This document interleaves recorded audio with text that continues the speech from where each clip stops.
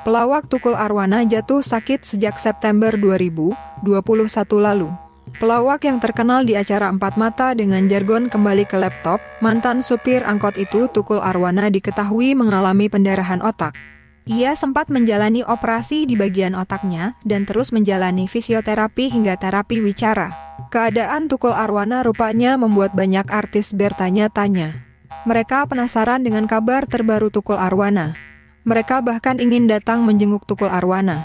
Hal tersebut seperti yang dikatakan oleh manajer Tukul Arwana, Rizky Kimon.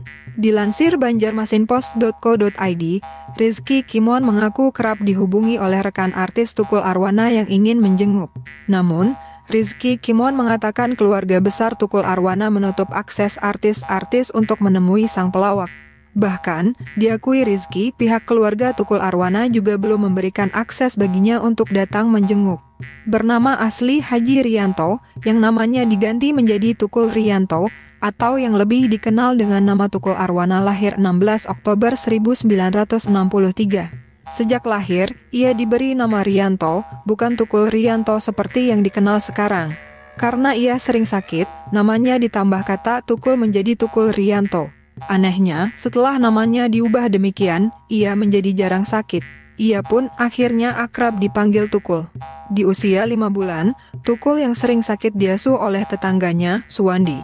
Orang tua Tukul, Abdul Wahid dan Sutimah yang memiliki 4 orang anak rela menyerahkan Tukul, karena Suwandi sangat ingin menjadikan Tukul sebagai anak angkat.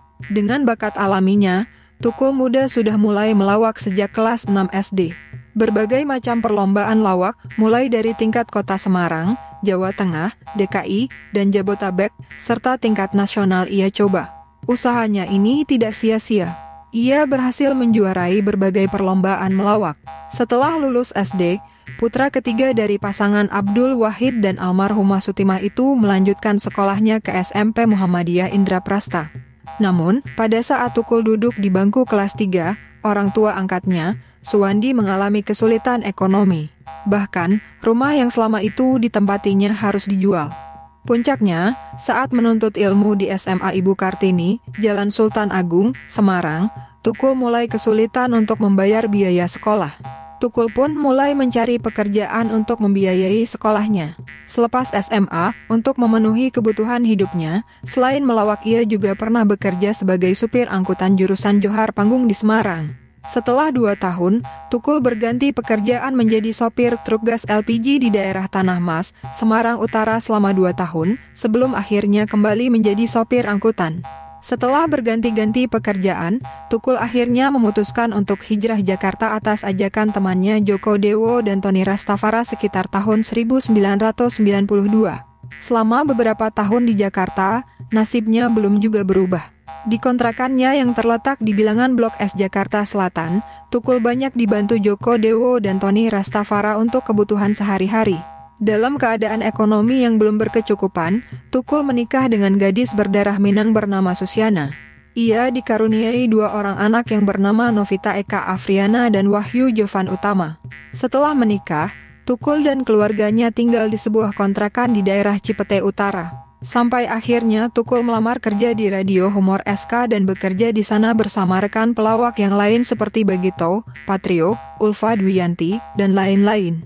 Sebelumnya, Tukul sempat menjadi sopir pribadi untuk menafkahi keluarganya.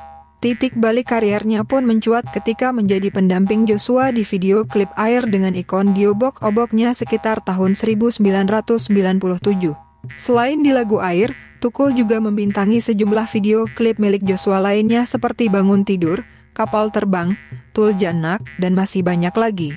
Nama Tukul Arwana semakin melambung ketika dipercayai untuk menjadi pembawa acara-acara musik aduhai di TPI serta acara Dangdut Ria di Indosiar.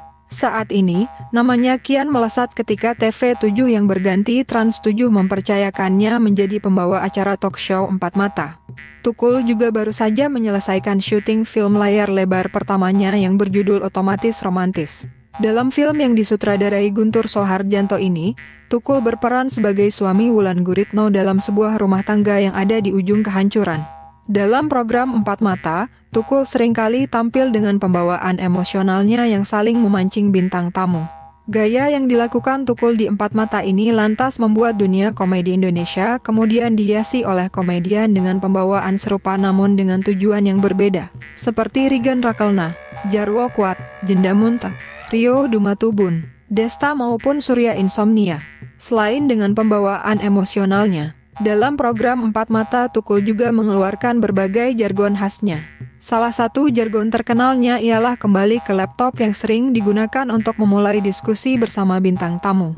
Pada Desember 2009, Tukul sempat terkena masalah setelah mencolek dengan sengaja co-host Empat Mata pada saat itu, Bella Saphira ketika duduk di sebelahnya.